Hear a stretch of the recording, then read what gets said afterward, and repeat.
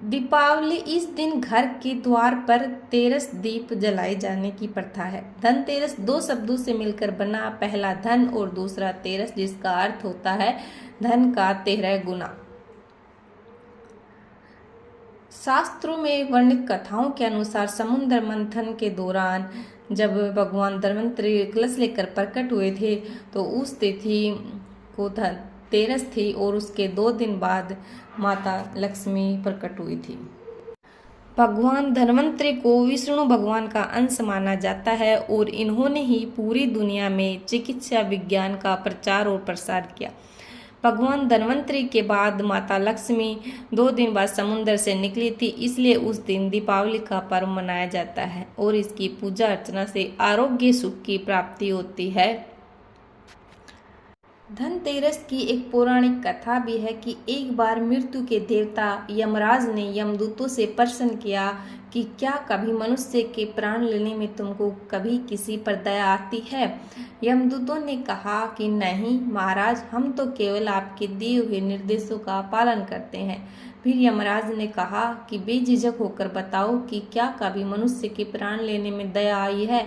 तब एक यमदूत ने कहा, एक बार ऐसी घटना हुई जिसको देखकर हृदय पसीज गया। एक दिन हंस नाम का एक राजा शिकार पर गया था और वह जंगल के रास्ते में भटक गया था और भटकते भटकते दूसरे राज्य की सीमा पर चला गया।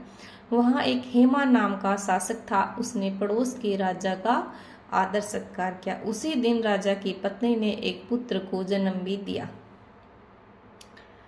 ज्योतिषियों ने ग्रह नक्षत्र के आधार पर बताया कि इस बालक की विवाह के 4 बाद ही मृत्यु हो जाएगी। तब राजा ने आदेश दिया कि इस बालक को यमुना तट पर एक गुफा में ब्रह्मचारी के रूप में रखा जाए और स्त्रियों की परछाई भी वहां तक नहीं पहुंचनी चाहिए।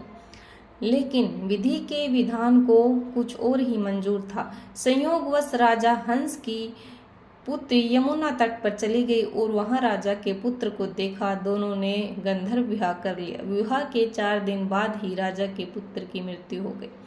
तब यमदूत ने कहा कि उस नवविवाहिता का करुण विलाप सुनकर हृदय पसीज गया था। सारी बातें सुनकर यमराज ने कहा कि क्या करे, यह तो विधि का विधान है और मर्यादा में रहते हुए यह काम करना पड़ेगा। यमदूतों ने पूछा कि ऐसा कोई उपाय है जिससे अकाल मृत्यु से बचा जा सके। तब यमराज ने कहा कि धनतेरस के दिन विधि विधान के साथ पूजा अर्चना और दीपदान करने से अकाल मृत्यु नहीं होते। इस घटना की वजह से धनतेरस के दिन भगवान धन्वंतरि और माता लक्ष्मी की पूजा की जाती है और दीपदान भी किया जाता है। आप सभी को हैप्पी धनतेरस।